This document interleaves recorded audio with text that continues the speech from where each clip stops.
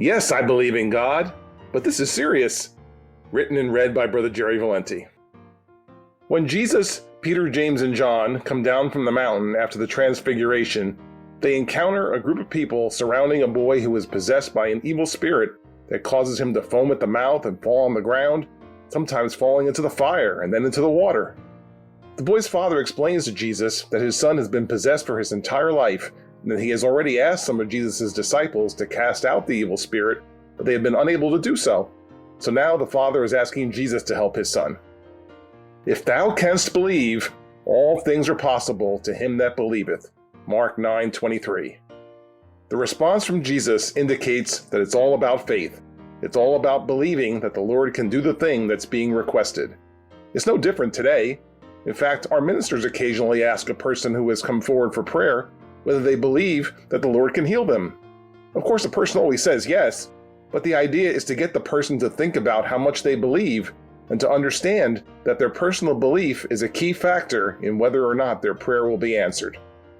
Likewise, the father of the possessed boy thinks about what Jesus has said and tearfully responds, "Lord, I believe, help thou mine unbelief." Mark 9:24.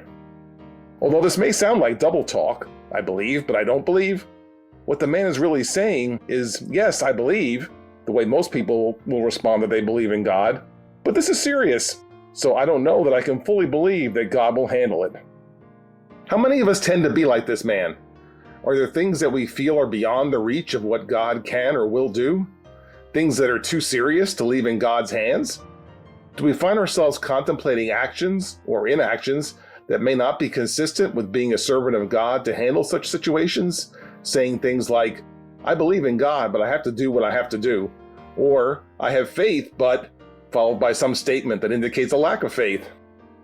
One example of this occurs in 3 Nephi chapter 1, when the Nephite believers are told that they will be put to death if the sign of Christ's birth does not occur by a certain day. The temptation was great to deny their belief to save their lives. Yes, I believe that Christ is coming, but I don't want to die.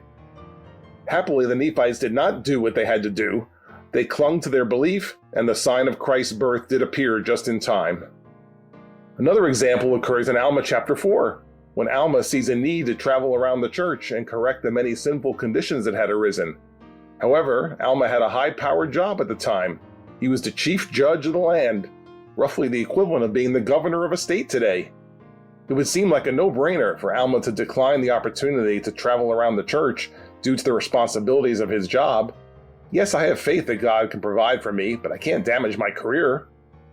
Of course, there's nothing wrong with having a good job, but if God is really calling you to do something else, will he not provide for you? In the case of Alma, he gives up his chief judge position and concentrates fully on leading the church, and the church is blessed as a result. The above examples illustrate people who had great faith and chose to depend on God rather than going in another direction. But what about us? Would we make similar choices in our lives today, or would we find our faith somewhat lacking? Well, even if our faith is not where it needs to be, all is not lost. The father of the possessed boy in the above scripture asked Jesus to help thou mine unbelief. He asked the Lord to increase his faith. And did it happen? Well, the next thing that happened was Jesus rebuked the unclean spirit and healed the child and delivered him again to his father. So clearly the man wound up with enough faith such that Jesus could heal his son. God can do all things, including increasing our faith. So there's no reason to artificially limit what God can do, saying, but this is serious. In truth, the more serious the situation is, the more you want it to be in the hands of God.